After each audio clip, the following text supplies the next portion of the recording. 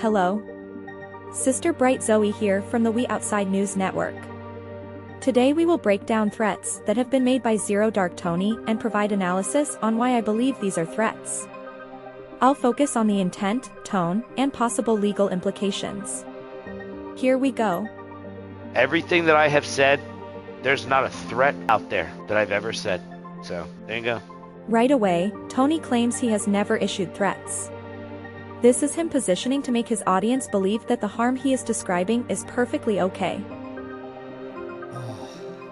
You know what I do dream of? I dream of you trying to come to my place. I dream of you trying to find a door that I'm behind.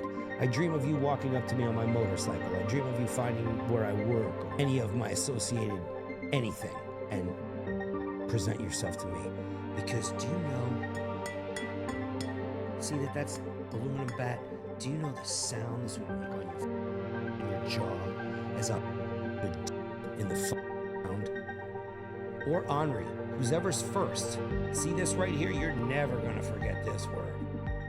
Because you will adapt. This is the first thing that I'm coming at you with. Because the crow will already be in your, okay?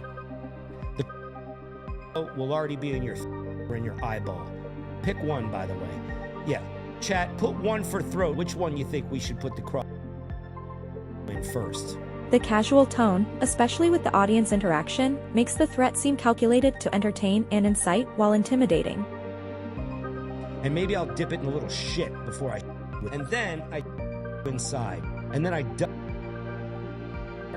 and then I cut off. And then I start fucking going to work with this. And then I cut the mouth open so you could breathe a little bit. You know, to go back and forth for a little while. So fuck with me. And by the way, you're gonna be try me, bitch. I don't think you understand how violent I am. I don't think you really get it. And that I keep it contained. Like I will. You understand? Like if you try to hurt me, I will. The rhetoric gets unnecessarily graphic and grotesque. Details like dipping it in a little shit are designed to shock and unsettle. Tony isn't just making a point. He is reveling in the violence. Tony makes a direct admission of his violent tendencies. The line, "I keep it contained," implies restraint but also suggests he is on the verge of losing control. It's a clear escalation. I'm not fucking playing knockout. I'm not playing hungry hippos. I'm not playing fucking action fucking figures. I'm gonna... And then that'll be it. And I'll spend the week in jail, maybe. I have a tremendous amount of self-control because, Henri, if I ever see you around me, you're dead because I'm gonna protect myself because you've threatened my life. See, you're someone Now the threats are personalized, with Henri being explicitly named. The justification of self-defense doesn't hold up when the statement is, "I'm killing you." It's not a defensive posture but an aggressive and terrifying threat meant to cause intense fear. Already threatened my life. All of you. William, even and if turns 18, he wants to get crispy and try and come to my door, I'll the bat right in my doorway. Anybody who fucking does that to me, I'm going to come to my anywhere that I am, and I will. Right? That's not a threat. That's a consequence. I will, even if you all come here at once, right? Even if you find me right, you come to my motorcycle. If it's there, it's there. If it's here, there, hither, thither, there, fucking wherever the. So I just want to make it very clear to Henri. It's not a threat. It's a promise and it's a consequence. Saying it's not a threat but a consequence is Tony's attempt at legal maneuvering. It is almost laughable. Changing the label doesn't change the fact that this is an explicit threat intended to intimidate. We're going to take a look at a little bit of streets here. This is streets, just a fucking dumb fucking, thinking that he's a badass with his big fake cheap chickle teeth.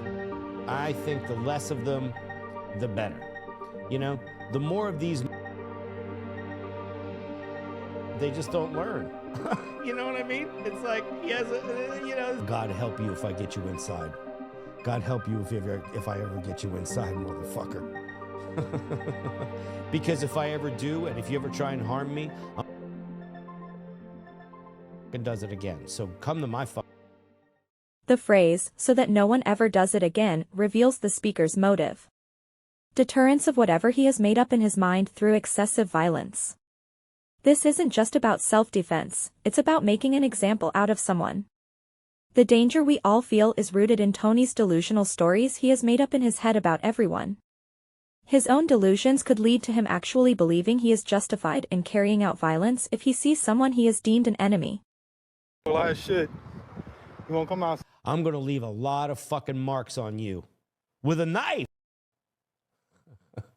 He said he'd come. So make sure you fucking place where you big, dumb, fucking...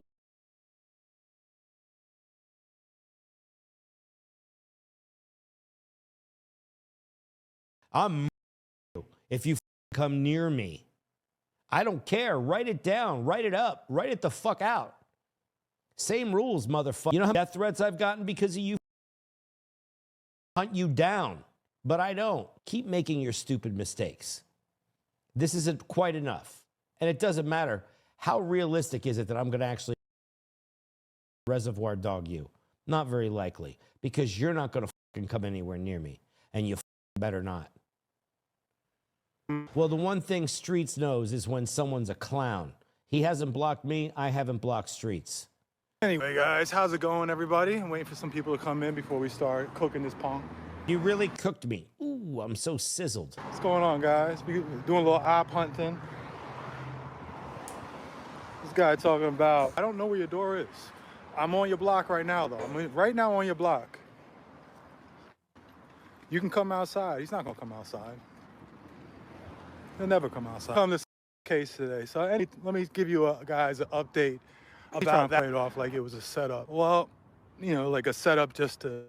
Not according to his lawyer. I talked to his lawyer earlier. I gave him a phone call like 10 o'clock in the morning before he went into court. He said he was going into court. But I talked to Tony's lawyer, and he admitted he filed it. He said to me, I don't know why it got rejected. He didn't talk to my lawyer. My lawyer wouldn't talk to him. Tell you why it got rejected. It got rejected because the case number did not match the names on the cases. Basic shit. But it was actually a clerical situation with some systems that were down about. There was a certain number of cases. A glitch. We just refiled it, obviously. And I took it in the ass on that one. That's for sure. This fucking crackhead lawyer, this is the guy who Tony's relying on. Like I said, Tony, anytime you want to come outside, you can come outside. I'm going to walk up and down. Look at this fool, using my name to get money. I hope somebody murdered you. I hope you guys fuck with the wrong person, who doesn't give a fuck, who's a murderous individual. See, I'm only gonna save that again. I've done that enough. I'm gonna save that for when I really need it, to defend my family or someone I love or myself. Notice I listed myself first, subconsciously. I didn't even think about it. I was third on that list. Because I'm going to protect those people with my life as I will mine. Private boundaries, So, if you come around me, I'm going to assume you're trying to take my life. Piece of shit. He really submitted that.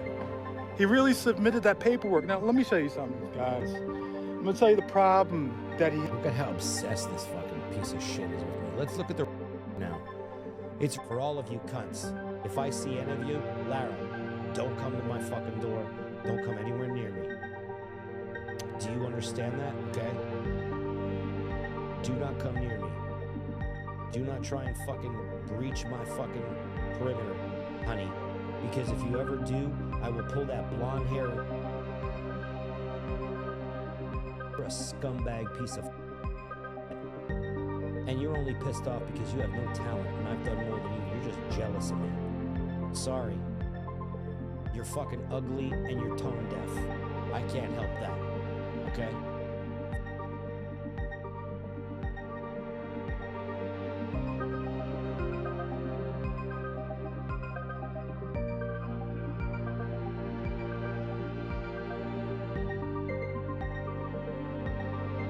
You're a fucking piece of garbage.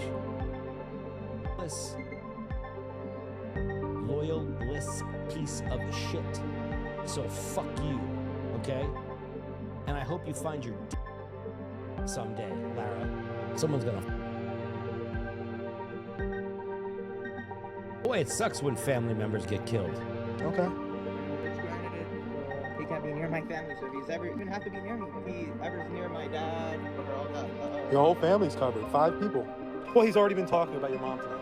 I'm sorry to tell you that. Actually, more than I don't want you to focus on that. Let me focus on that stuff, okay? I don't know why is he that obsessed with my mom. So he is interesting. So he violated the order. He's aware of the order, but that's fine. He has not been served. But it can be an issue there. So he is, as the judge granted, he must cease posting comments about the protected parties, all 5 people, family, workplaces, names and places associated with their work and location. Cease calling CPS and 911 to harass protected parties. Cease threatening to rape petitioner's mother, stalking, and do not comment about the protected parties on social media. Someone violated this shit already. Someone who's not very smart. And what are you gonna do, Streets? Nothing? Oh, okay. You see a big smile on my face. We're gonna take so a child predator got restrained today. Tony D'Amato, the child predator, just received a 2-year restraining order. He is not allowed to talk about or his family anyway. And you know what? This is what happens when, court in evidence of him talking about fantasizing rape. That's what he was doing. He fantasized about. Hey, let me just tell you something, Streets. If I ever fucking see you around me, okay? If you ever fucking come near me, if you ever breach my fucking safety, privacy, or security,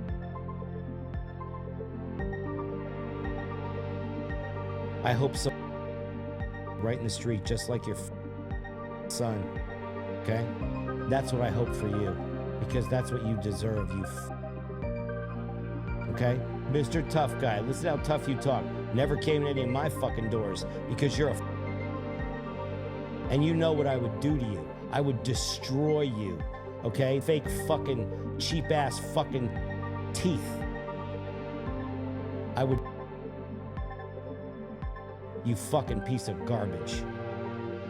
You fucking lying sack of shit. I hope somebody. Child, that was in court, that was played in court, that was evidence. The judge was deeply disturbed. You lying sack of motherfucking shit. I hope somebody. They're going to. You're gonna piss off the wrong fucking family just like the rest of you.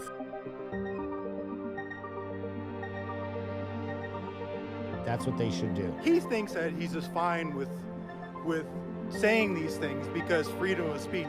You fucking dumbass. Come out of here and start weaponizing this shit so people threaten me. You dare you to come around me. But freedom of speech has limits. Today, this child predator, this 54-year-old man who fantasizes about raping children, talking about Tony D'Amato.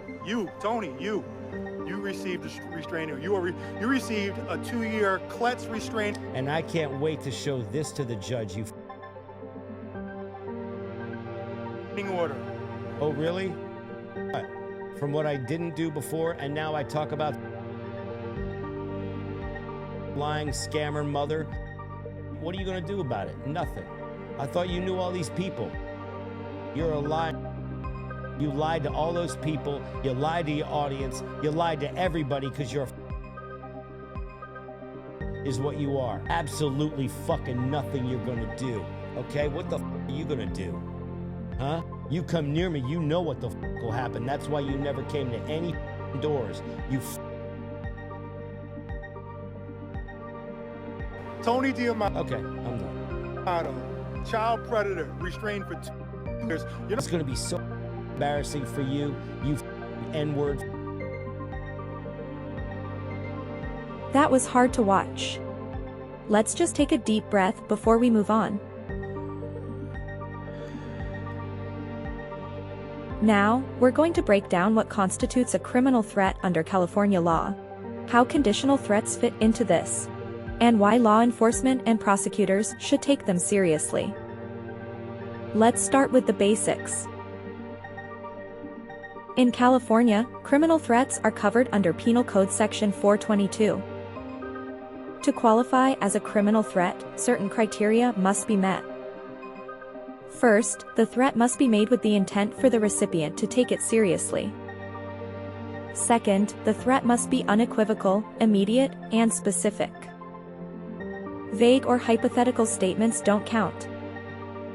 Third, the threat must cause the recipient to feel sustained fear for their safety, or the safety of their family. Finally, that fear must be reasonable.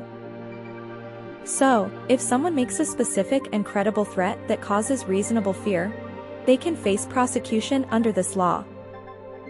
Now, you might wonder, what happens if the threat is conditional? Does adding a condition like, if you come near me, make it less serious? The answer is no. Conditional threats are still criminal threats. Let me explain why.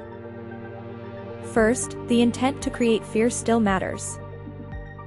A statement like, if you come near me, I'll kill you, is still a clear and specific threat designed to intimidate. The condition doesn't make it any less harmful. Second, the language can still be unequivocal and immediate. Even with a condition, the phrasing can create a sense of urgency.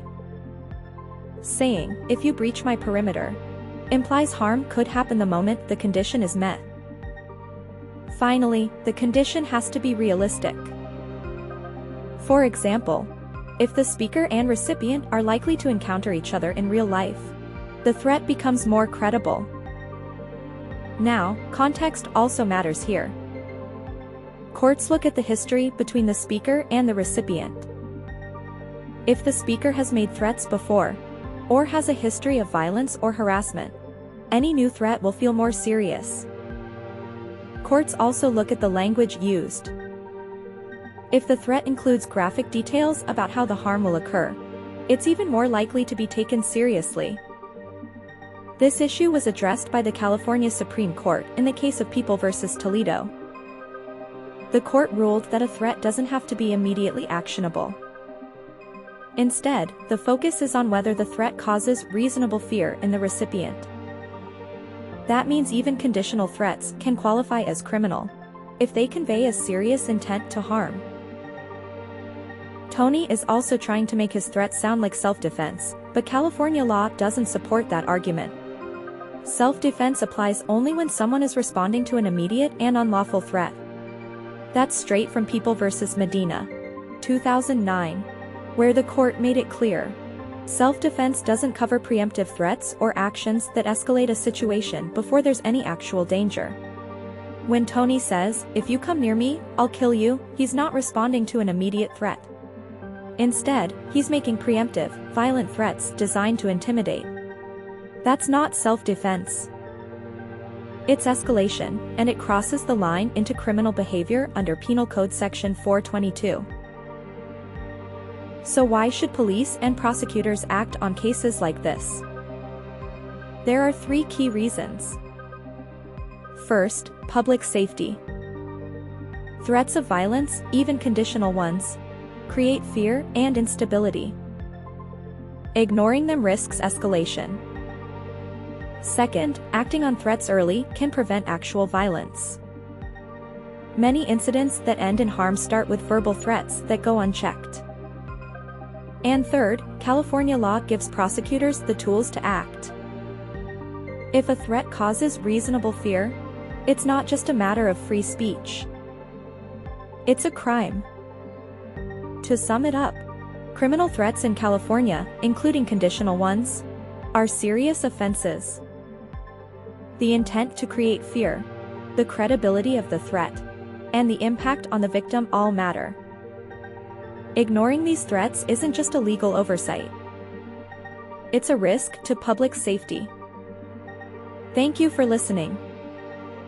I hope this helped clarify what makes a criminal threat under California law, and why these cases must be taken seriously. Stay informed and stay safe.